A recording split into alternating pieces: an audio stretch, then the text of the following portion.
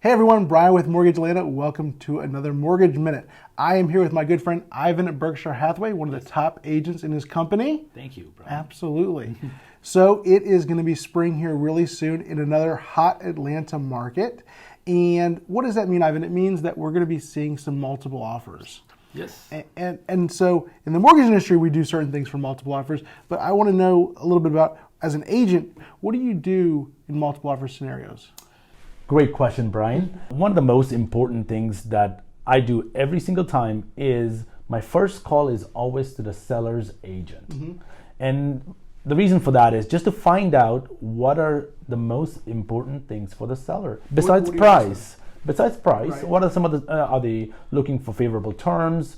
Because there are so many variables that goes into this. The seller may be moving to a different state, or they might not have started looking for a home for themselves, so they might require a lease back. So those are the things you may want to know upfront so you can create a strategy and a game plan for your buyer. And the second thing is you want to know that how many offers are you competing against? What type of offers are you competing against? Whether they're cash, whether they're contingent offers. And sometimes as a realtor, you have to step back and see the type of home, depending on the price point, what type of buyer would buy such a home. Then always, when you're in a multiple offer scenario, you shorten your timeline on everything. So you've got different timelines. Yes. You've got your closing timeline. You have your closing timeline. And you go from usually 30 days to 15 days, 12 days. Correct. If you can. But what does that mean? That means the buyer's got to be really ready to go. That is correct. You've got your finance contingency. Correct.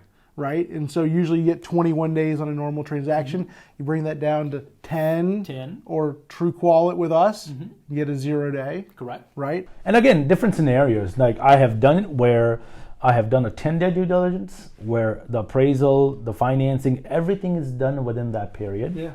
And then I have done where I've done a 5-day due diligence where the inspection is already lined up. 10-day appraisal and financing contingencies, but that's what the market calls for. Yeah. And if you are a smart realtor, you would have your buyers completely underwritten, ready to go, because you will get in multiple offers multiple times in every home.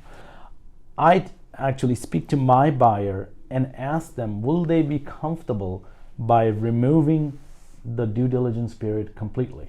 Now, some people may say no. And I completely understand that and respect that. But there are homes like the condos, the townhomes. If you think about it, how many repairs do you think that will pop up in a condo or a townhome? Would you rather pay a whole lot more and win the multiple offers? Or would you just take the due diligence out?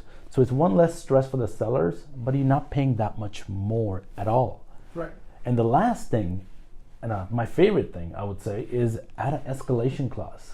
So this is where you will have a conversation with your buyer and ask them, what is the highest amount that you're willing to pay for that particular home? And if that amount gets beat by another offer, you should be okay with that.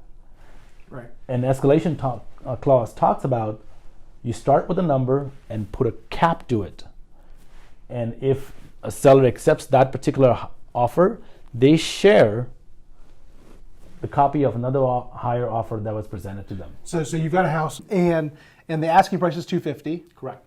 And you say, all right, I'm going to buy this house and I'm going to offer you $250,000 and I'm willing to pay $1,000 more than your next highest offer. Correct. Up to $260,000. Correct. So there's a $10,000 escalation clause in there, $1,000 higher than the next previous offer. So if the seller gets an offer for $255,000, the seller's going to show you that offer for $255,000 and you're going to write the offer for $256,000. That is correct. You heard it right here, folks.